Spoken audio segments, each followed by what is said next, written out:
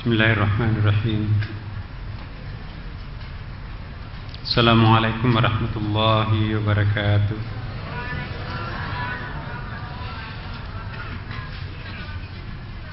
Alhamdulillah wa syukurillah wa salatu wassalamu ala rasulillah wa ala alihi wa sahbihi ajma'in, amma ba'd.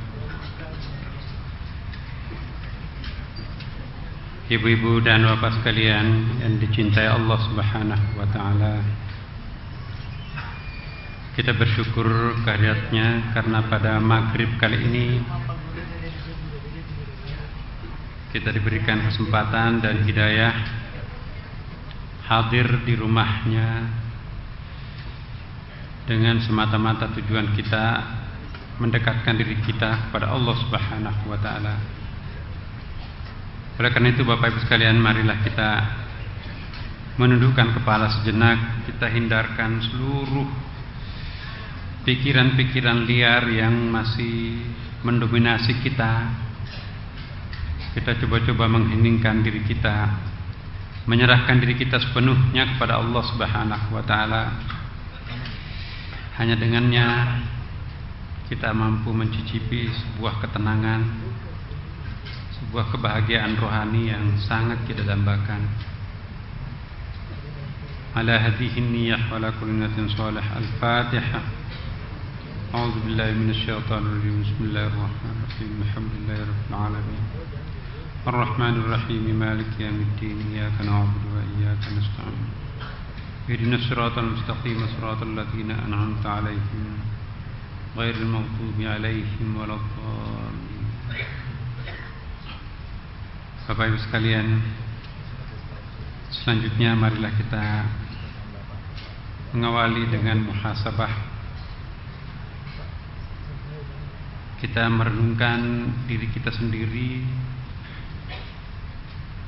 kita berdoa seperti doanya para muqarrabin, orang-orang dekat dengan Allah yang berusaha meninggalkan dan merendahkan gejolak nafsunya, kemudian berusaha meringankan beban batinnya, lalu dekat dengan Allah Subhanahu wa ta'ala, sambil kita menyadari kelemahan-kelemahan kita, menyadari kekurangan-kekurangan kita. Bismillahirrahmanirrahim. Ilahi kasri la yajburuhu illa lutfuk, wa hananuka wa faqri la yughnihi illa atfuk, wa ihsanuka wa raw'ani la yusakkinuha illa amanuk, wa dhillati la yu'izzuha illa sultanuk, wa umniyati la yublighunni illa fadluk. Ya Allah, ya Rabbi, lukaku takkan tersembuhkan kecuali dengan karunia dan kasih-Mu. Kefakiranku takkan terbayangkan dan takkan terkayakan kecuali dengan cinta dan kebaikan-Mu. Ketakutanku tak akan tertenangkan kecuali dengan kepercayaan-Mu. Keinginanku tak akan terpenuhi kecuali dengan anugerah-Mu. Keperluanku tak akan tertutupi kecuali dengan karunia-Mu. Kebutuhanku tak akan tercapai oleh selain-Mu. Kesulitanku tak akan teratasi kecuali dengan rahmat-Mu. Kesengsaraanku tak akan terhilangkan kecuali dengan kasih-Mu.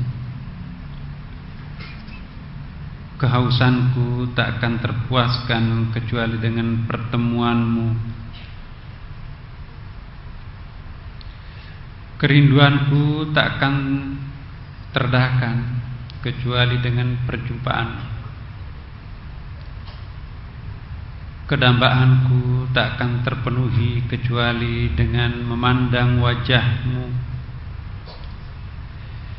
Ketentramanku takkan tenang kecuali dengan mendekati-Mu. Deritaku dapat ditolak hanya dengan karunia-Mu. Penyakitku dapat disembuhkan hanya dengan obat-Mu. Dukaku dapat dihilangkan hanya dengan kedekatan-Mu. Lukaku dapat ditutupi hanya dengan ampunan-Mu. Noda dalam hatiku dapat dikikis hanya dengan maaf-Mu. Was-was di dalam dadaku dapat dilenyapkan hanya dengan perintah-Mu. Hai akhir harapan para pengharap, wahai tujuan permohonan para pemohon, wahai ujung pencarian para pencari, wahai puncak kedambaan para pendamba, wahai kekasih orang-orang yang saleh, wahai penentram orang-orang yang takut, wahai penyambut seruan orang-orang yang menderita, wahai tabungan orang-orang yang sengsara, wahai perbendaharaan orang-orang yang papa, wahai perlindungan para pencari perlindungan, wahai pemenuh hajat fuqara dan masakin, wahai yang paling pemurah dari segala yang pemurah, wahai yang paling pengasih dari segala yang pengasih. Untuk-Mu kerendahanku dan permohonanku,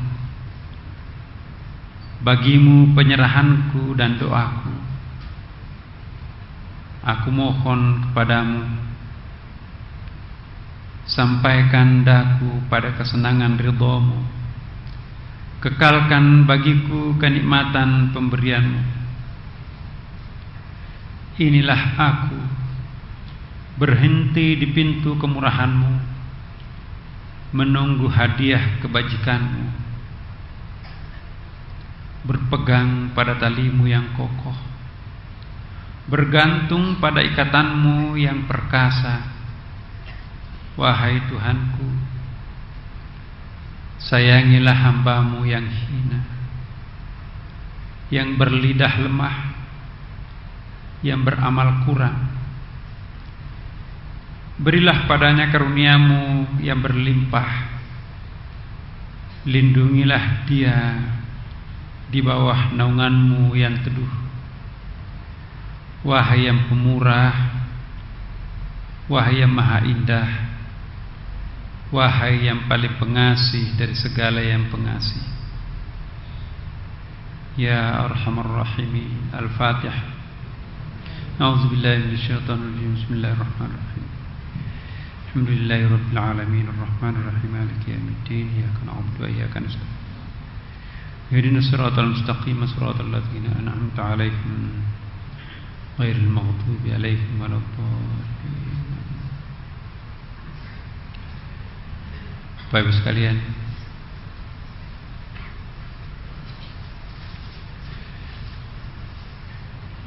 sekali lagi kita bersyukur karena setelah ibadah demi ibadah kita lakukan, setelah kewajiban-kewajiban kita tunaikan, maka pada maghrib hari ini insyaallah kita akan melanjutkan materi kita yang pernah kita bahas minggu yang lalu. Judulnya adalah meminta kepada Allah agar mengubah kehendak yang sudah ditetapkan. la tatlub minhu ay yukhrajak min halatin liyasta'milak fi ma siwaha falau aradaka lasta'malak min ghairi ihraj. Jangan menuntut kepada Allah supaya Dia mengeluarkan kamu dari suatu keadaan ke keadaan yang lain. Karena sekiranya Dia menghendaki yang demikian, maka tentulah Dia akan memasukkanmu tanpa mengeluarkanmu dari keadaan yang sebelum.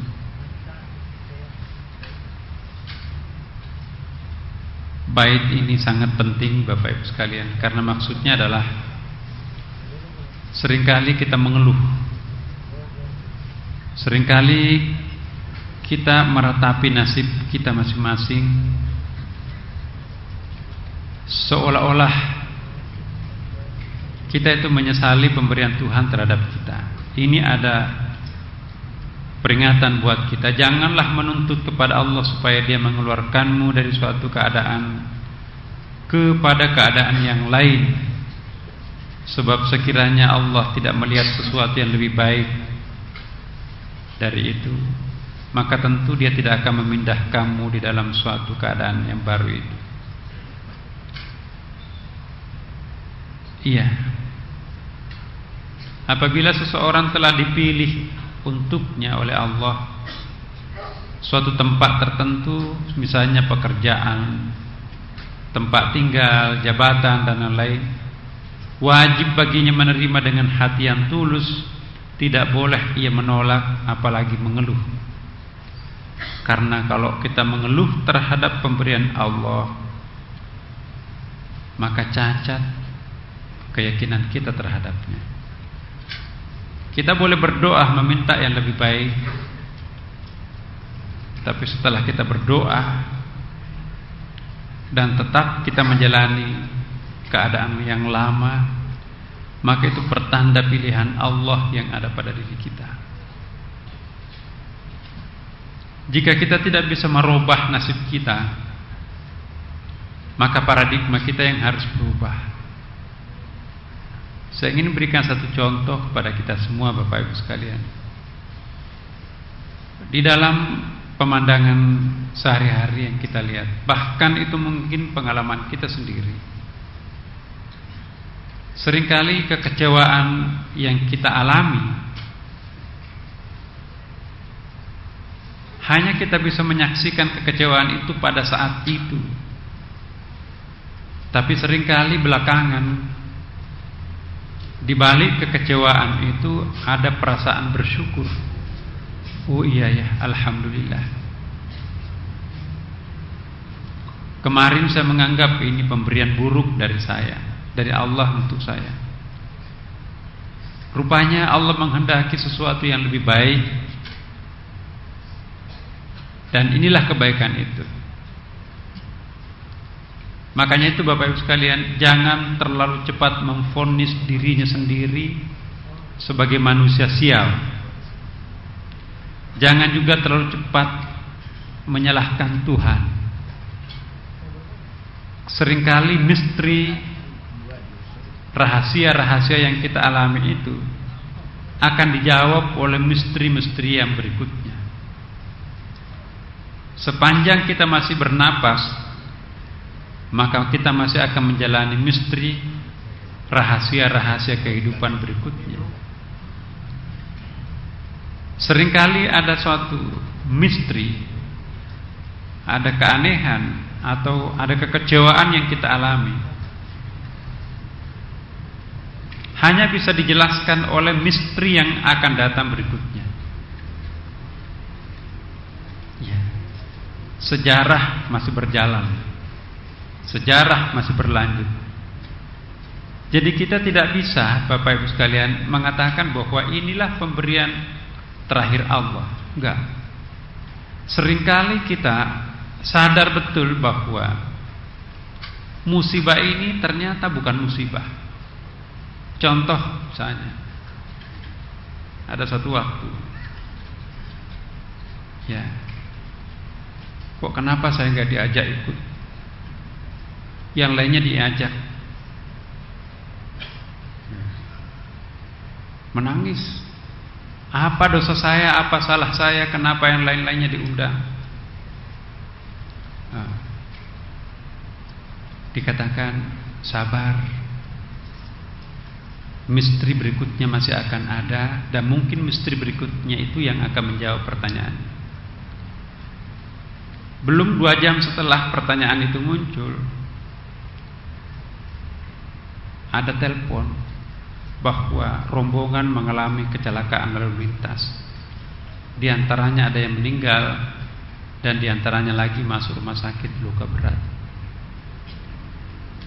Maka yang bersangkutan tadinya menangis, kecewa terhadap Tuhan. Kenapa sih Tuhan menganaktirikan saya? Kenapa demi kekecewaan demi kekecewaan yang Allah anugerahkan, bukannya positif yang dianugerahkan kepada saya? Jadi seolah-olah menyalahkan Tuhan. Begitu mendengarkan bahwa kendaraan itu mengalami musibah, dia langsung sujud syukur. Ya Allah, ampuni saya. Saya tidak menyangka bahwa ada kebaikan yang Engkau akan turunkan terhadap saya. Ya Allah, ampuni saya. Terlalu cepat saya memvonis Engkau bahwa Engkau tidak memihak terhadap saya. Ternyata Engkau memihak terhadap saya. Ya Allah, ampuni saya.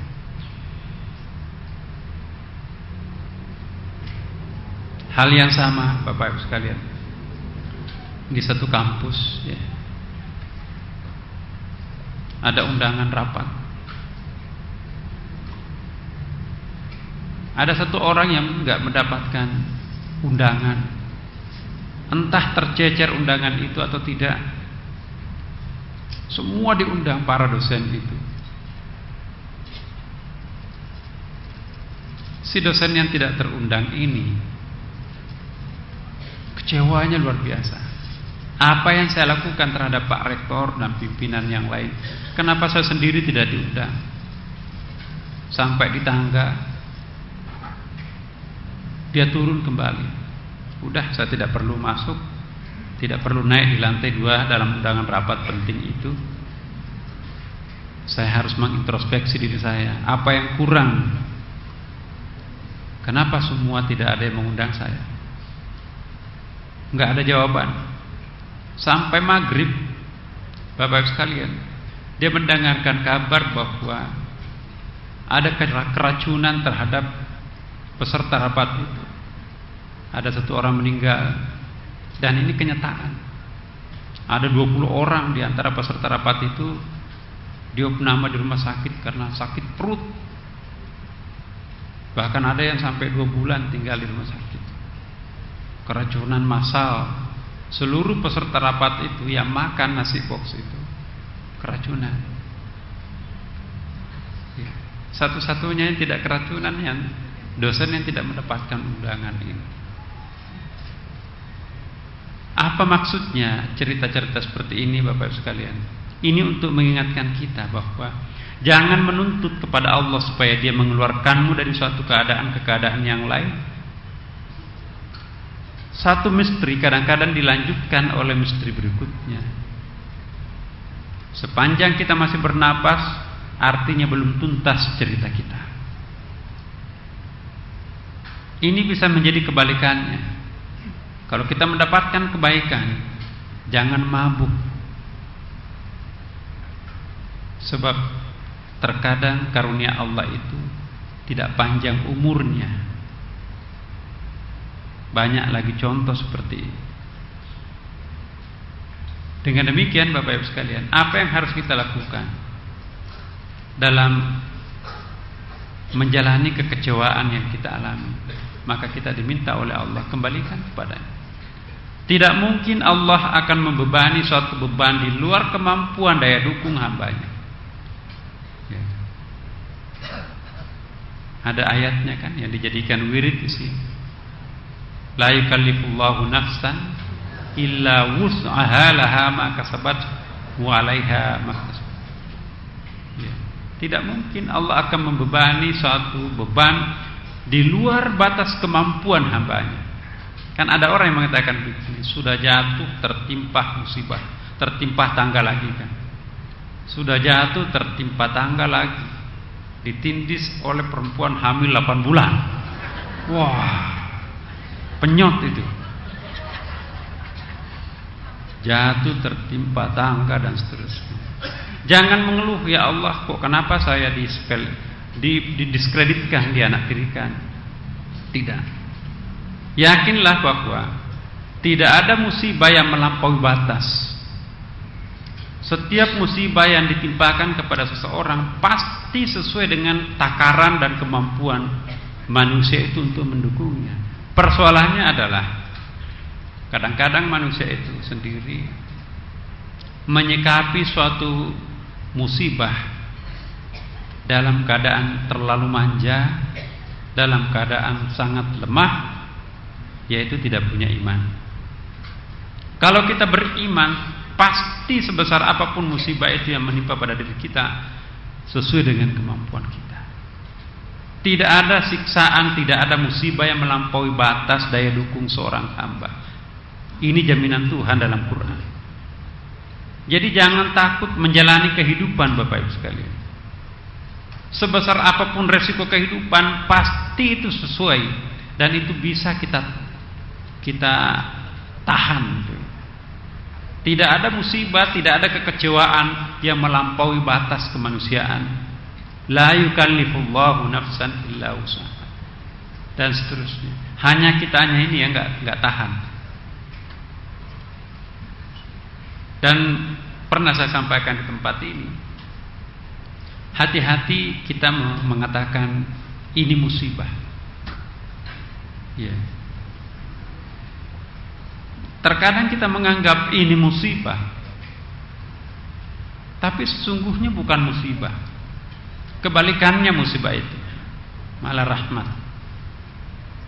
Ya. Paling tidak kita suka mengatakan bahwa di balik kekecewaan itu ada hikmahnya. Di balik setiap musibah itu ada hikmahnya. Ya.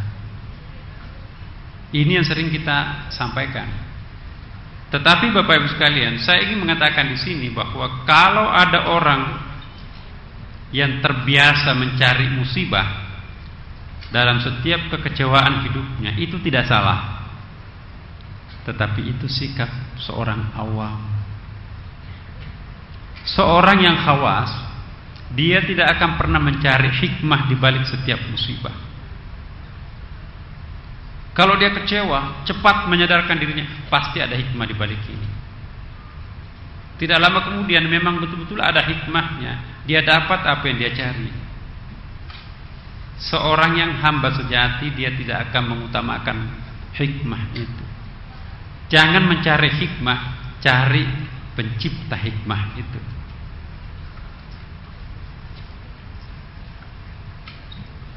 Nah, ini agak-agak beda sedikit, Bapak. Sabar, ini ada hikmahnya. Akhirnya kita melupakan Tuhan, menanti hikmahnya itu kapan datang. Ini kok sudah 3 hari nggak ada hikmah. Kecewa. Jadi orang yang selalu mengharapkan pemberian, bukan si pemberinya, maka pasti orang itu sering kecewa. Lain pemberi, lain pemberian. Pemberian itu makhluk. Kalau pemberi yang disandarkan kepada Allah yaitu Khalik. Jadi kalau kita kena musibah, terimalah sebagai surat cinta Tuhan. Jangan mengalihkan pandangannya kepada tunggu musibah, tunggu hikmah, seolah-olah Tuhannya terlupakan di sini. Kalau ingin menikmati hikmah yang paling sejati, Bapak Ibu sekalian, di balik musibah itu, serahkan dirinya kepada Allah. Ya Allah, ini garis tangan saya memang seperti ini. Pada tanggal sekian, hari sekian, saya akan mendapatkan musibah. Dan ingat sekali lagi bahwa tidak ada musibah yang melampaui daya dukung setiap hamba. Ini jaminan Tuhan. Tapi kalau nanti di akhirat, justru siksaan itu dicari mana yang di luar kemampuan daya dukung hamba ini. Ya. Makanya itu surah Al-Fatihah kita baca. Ar-Rahmanir Rahim itu di dunia. Tapi untuk akhirat, Malik Yaumiddin. Seolah-olah tidak ada lagi Rahman Rahim di akhirat. Sekarang Yaumul Jaza, hari pembalasan. Sudah kami beri waktu ketika kami menampilkan kasih sayang kami Malik Rahmanir Rahim kami, kalian tidak memanfaatkan Rahman Rahim saya. Kalian terlambat. Sekarang aku tampil sebagai Malik Yaumiddin, ya, penguasa hari pembalasan. Faman ya'mal mithqala dzarratin khairan, faman ya'mal mithqala dzarratin syarran yara. Sekecil atom pun itu akan pasti dibalas di hari akhirat. Kalau kita tidak sempat istighfar minta ampun pada Tuhan sebelum meninggal, maka kita akan menjumpai wajah Tuhan Malik Yaumiddin, ya, Maha Adil pada hari pembalasan itu. Tapi kalau kita taubat pada masa kita hidup, kita akan menjumpai wajah Tuhan Ar-Rahmanir Rahim, Maha Pengasih, Maha Penyayang. Ya. Hati-hati kita di sini. Niat itu sangat menentukan beban hidup kita. Kalau niat kita itu luhur, kalau niat kita itu positif terhadap Allah, maka beban hidup kita itu ringan sekali. Tapi sebaliknya, kalau niat kita itu keliru terhadap Tuhan, salah paham terhadap Tuhan, maka musibah itu 2 kali lipat kita bisa rasakan sakitnya. Bahkan kalau orang ditimpa sebuah musibah, ya, bagi seorang yang arif ditimpa musibah, dia akan mengintrospeksi dirinya. Berarti Allah berjarak dengan saya sehingga dia harus mengundang saya dengan caranya seperti ini. Ya. Jadi musibah itu adalah surat cinta Tuhan. Tuhan merindukan hambanya, makanya itu dia berikan musibah. Karena kalau kita orang awam diundang dalam bentuk rezeki, kenikmatan, itu biasanya nggak sadar. Begitu ditimpa musibah, nama yang paling pertama dipanggil adalah Allah. Tapi begitu ada kemewahan, ada promosi, nama yang sering di SMS itu ada nama lain. Siapa itu? Ya, dia bukannya bersyukur, mulutnya bersyukur, tetapi yang akan diundang pada pestanya nanti adalah sejumlah koleganya. Tenggelam Tuhannya, yang menonjol adalah koleganya. Tapi begitu ada musibah, tenggelam teman-temannya, yang muncul hanya Allah. Siapa bilang musibah itu selamanya jelek? Musibah adalah memang mendatangkan kekecewaan, tapi pada sisi lain mendatangkan ketenangan.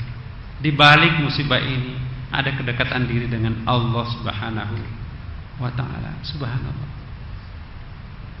Tapi sekali lagi Bapak Ibu sekalian, pengalaman batin, wawasan seperti ini hanya bisa diketahui oleh orang-orang yang memiliki sahabat spiritual yang kita khutbahkan kemarin itu. Orang yang tidak memiliki sahabat spiritual, hidupnya akan terombang-ambing. Sekalipun bergeliman dengan kemewahan, tapi hatinya tetap kering. Kenapa? Dia tidak punya penasehat atau konsultan spiritual yang kita istilahkan dengan mursyid.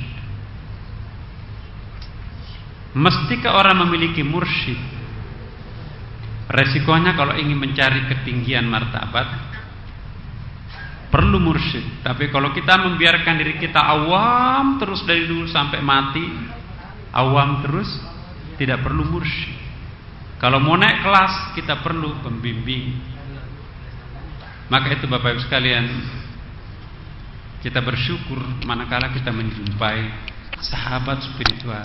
Sebentar, jika kita ingin belajar lebih lanjut tentang sebuah ma'rifah, kedalaman, pemahaman, maka itu sangat-sangat diperlukan penuntun atau mursyid. Sebab manakala tanpa mursyid kita mau terjun bebas memahami sesuatu yang tidak pernah kita dalami sebelumnya, yang sangat asing dari kita, maka tidak tertutup kemungkinan justru kita akan tersesat. Tidak tertutup kemungkinan kita akan terjebak, mentok, dan bahkan kontraproduktif. Itu satu. Yang kedua, fungsinya adalah memang setiap orang itu membutuhkan sahabat spiritual. Saya tidak mengatakan bahwa bapak-bapak, ibu-ibu tidak punya sahabat, tapi itu mungkin sahabat bisnis, sahabat politik, sahabat kerabat, tetangga, murid, ya, organisasi. Yang dimaksud sahabat di sini ialah sahabat yang mampu mendekatkan dirinya kepada Allah Subhanahu wa taala, sahabat yang mampu memecahkan pertanyaan di dalam batinnya, seperti hanya Nabi Musa. Orang seperti Nabi Musa pun membutuhkan Khidir sebagai teman spiritualnya. Ayatnya di atas, kita lihat dalam surat Al-Kahfi. Musa berkata kepada Khidir, bolehkah aku mengikutimu supaya kamu mengajarkan kepadaku ilmu yang benar-benar antara ilmu-ilmu yang telah diajarkan kepadamu? Sang guru sahabat spiritual mengatakan, sesungguhnya kamu sekali-sekali tidak sanggup sabar bersamaku. Ya. Jadi sahabat spiritual itu berat cobaannya. Bagaimana kamu dapat sabar atas sesuatu yang kamu belum mempunyai pengetahuan yang cukup tentang hal itu? Nabi Musa menjawab, insya Allah kamu akan mendapati aku sebagai seorang yang sabar, dan aku tidak akan menentangmu dalam suatu urusan apapun. Lalu dia berkata, jika kamu mengikutiku, maka janganlah kamu menanyakan kepadaku tentang sesuatu apapun sampai aku sendiri menerangkannya kepadamu. Inilah kisah Tuhan, kisah Nabi Musa mencari sahabat spiritual. Rasulullah juga membutuhkan malaikat Jibril sebagai sahabat spiritualnya.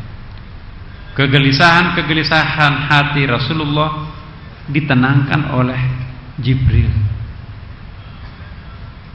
Ya. Para sahabat, kegelisahan sahabat-sahabat itu ditenangkan oleh Nabi. Pertanyaannya, kita nggak punya Nabi, kita tidak sanggup bertemu dengan Jibril. Ya. Kata Rasulullah, al-ulama'u warasatul anbiya. Ada ulama, kata Rasulullah, sesungguhnya ulama itu adalah ahli waris spiritualku. Aku sudah meninggal, tetapi masih ada sahabatku yang bisa menjadi sahabat spiritual. Dan setiap kali 100 tahun itu akan lahir tokoh besar, tapi bukan Nabi Rasul. Setiap umat itu pasti ada tokohnya. Nah, kita lihat. Dengan demikian, pembimbing yang biasa kita sebut dengan mursyid atau sahabat spiritual, ya, ini yang kurang selama ini. Sebab apa? Pengetahuan kita itu yang selalu bertambah adalah pengetahuan bisnis, sosial, Tapi yang tidak pernah kita tambah-tambah itu adalah pengetahuan agama. Disangkanya sudah memahami rukun Islam, berwudu sudah bisa, sholat sudah bisa, fikih sudah bisa, padahal masih banyak anak tangga di atasnya. Nah, kalau kita ingin mendaki lebih tinggi di atas lagi, maka itu perlu pembimbing, perlu sahabat spiritual. Di sini ada pengalaman para pendahulu kita. Mursyid bukanlah orang yang mampu menebak rahasiamu, tetapi petunjuknya mengalir di dalam dirimu. Ada orang suka nebak-nebak rahasia kita. Kok tahu ya? Siapa yang beritahu? Padahal tidak pernah saya beritahu.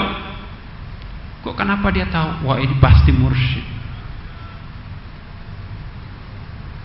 Ada seorang kiai. Kok tahu? Nah, kita dikatakan di sini, mursyid bukanlah orang yang mampu menebak rahasiamu, tapi mursyid yang sejati, ya, ialah petunjuknya mengalir di dalam dirimu. Ada orang nggak pernah menebak, tidak tahu menebak, tetapi apa yang pernah diperdengarkan oleh orang itu tersimpan di dalam memorinya. Begitu punya problem, memori itu bangkit kembali, seolah-olah wajah itu muncul di depannya. Itu tanda-tanda mursyid yang baik.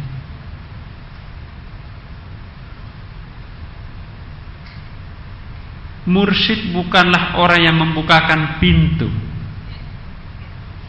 Kalau bukan dia, saya tidak sadar. Mungkin saya masih jadi orang liar di sana.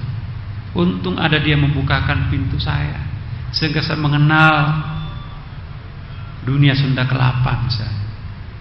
Ya. Mursyid bukanlah orang yang membukakan pintu, tapi mursyid yang sejati ialah yang menghilangkan tabir antara dirimu dan dirinya. Kita percaya penuh terhadap orang itu, sehingga semua rahasia kita tidak ada yang tersimpan sedikit pun. Kenapa? Karena kita sangat yakin bahwa teman spiritual saya ini tidak bakalan bisa membongkar aibnya ke orang lain. Bukan hanya di situ, sahabat spiritual itu pun juga seolah-olah mampu menarik tabir atau hijab yang mendinding dirinya dengan Allah Subhanahu wa ta'ala. Semenjak berkenalan dengan sahabat spiritualnya, dia sepertinya sangat dekat dengan Allah Subhanahu wa ta'ala. Tidak mungkin kolega politik kita akan memberikan ketenangan batin seperti ini. Tidak mungkin teman bisnis akan mencerahkan seperti ini. Ini ada couplingnya. Bagi orang yang ingin memperoleh ketenangan batin, dia perlu sahabat spiritual. Musa membutuhkan Khidir, Nabi Muhammad membutuhkan Jibril, sahabat membutuhkan Nabi. Sahabat itu tidak perlu mendengarkan Rasulullah bersuara, melihat raut mukanya saja 50% persoalannya itu habis, terlupakan. Ada orang, Bapak Ibu sekalian, ciri-ciri sahabat spiritual itu, walaupun jarang ketemu, tapi wajahnya selalu terbayang. Begitu melihat wajahnya, seperti lupa kalau kita itu punya problem. Melihat wajahnya saja, seolah-olah Allah mencabut seluruh benang kusut yang tersimpan di dalam pikiran kita dan di dada kita. Plong, belum berbicara. Subhanallah.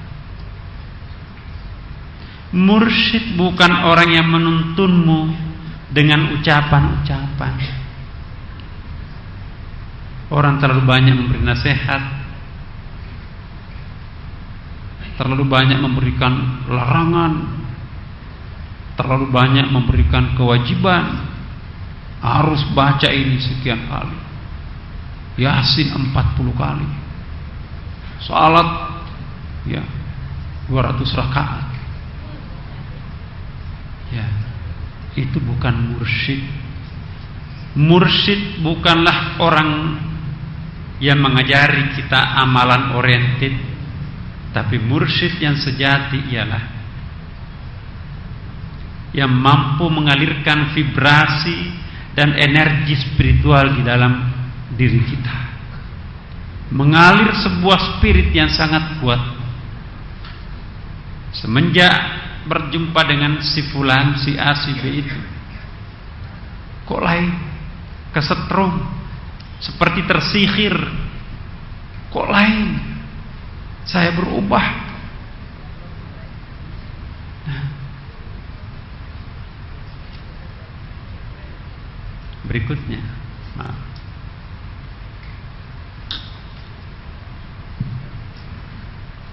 Mursyid, orang yang mengeluarkanmu dari hawa nafsu dan memasukkanmu ke hadirat Allah Subhanahu wa ta'ala. Dulu saya sadar tidak lebih hanya onggokan-onggokan nafsu, tidak lebih hanya seonggok nafsu, tapi berjumpa dengan sahabat spiritual saya ini. Ya, aku merasa lebih dekat dengan Allah. Aku tidak gampang lagi didikte oleh keinginan dan hawa nafsuku sendiri. Orang di rumah tangganya sendiri mengalami perubahan. Kok lain ya? Bos kita, dia menghabiskan waktunya hambar tanpa makna. Tapi sebaliknya, orang yang menemukan teman spiritual, ya Allah, ini yang sejak dulu saya cari. Terima kasih ya Allah, saya menemukan apa yang sejak lama saya dambakan. Saya tidak bisa melukiskan.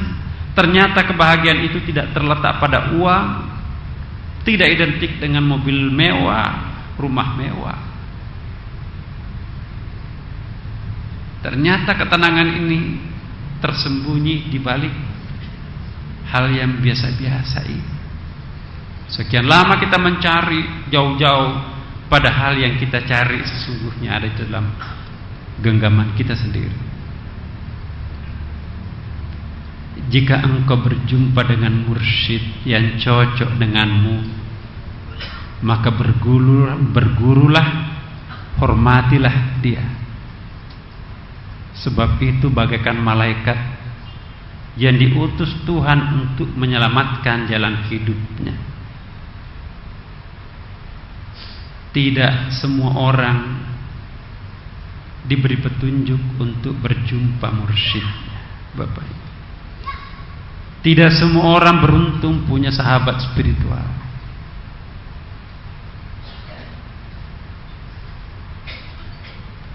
Terkadang panggilan Tuhan muncul melalui mulut mursyid. Saya ulangi. Terkadang panggilan mesra Tuhan itu dimunculkan melalui suara-suara mursyid. Mursyid adalah ahli waris spiritual Nabi. Cintailah dan rindukanlah dia.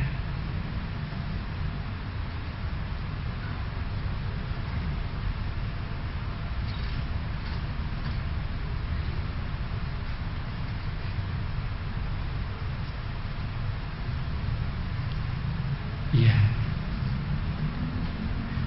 Engkau tidak akan kekurangan mursyid.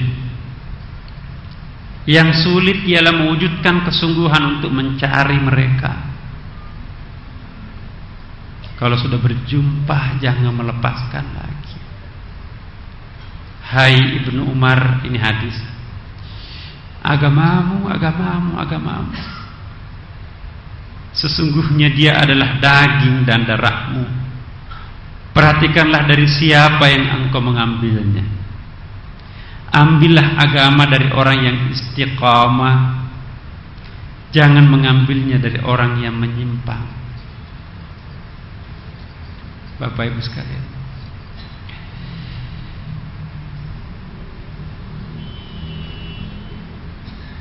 jangan sampai memang Tuhan sudah mempertemukan apa yang selama ini kita cari. dan siapa yang selama ini kita tunggu-tunggu. Ya Allah, ya Tuhan kami, pertemukanlah sahabat spiritual kami yang akan menuntun kami menuju lebih dekat denganmu. Ya Allah, ya Tuhan kami, pertemukanlah dengan mursyid kami. Selamatkanlah kami. Dan terima kasih ya Allah. Allahumma taqabbal du'aana ya Allah. Al-Fatihah. Bismillahirrahmanirrahim. Alhamdulillahirabbil alamin. Ar-Rahmanir Maliki yaumiddin. Iyyaka na'budu wa iyyaka nasta'in. Ihdinas siratal mustaqim. Siratal ladzina an'amta 'alaihim ghairil maghdubi 'alaihim waladdallin. Terima kasih. Assalamualaikum warahmatullahi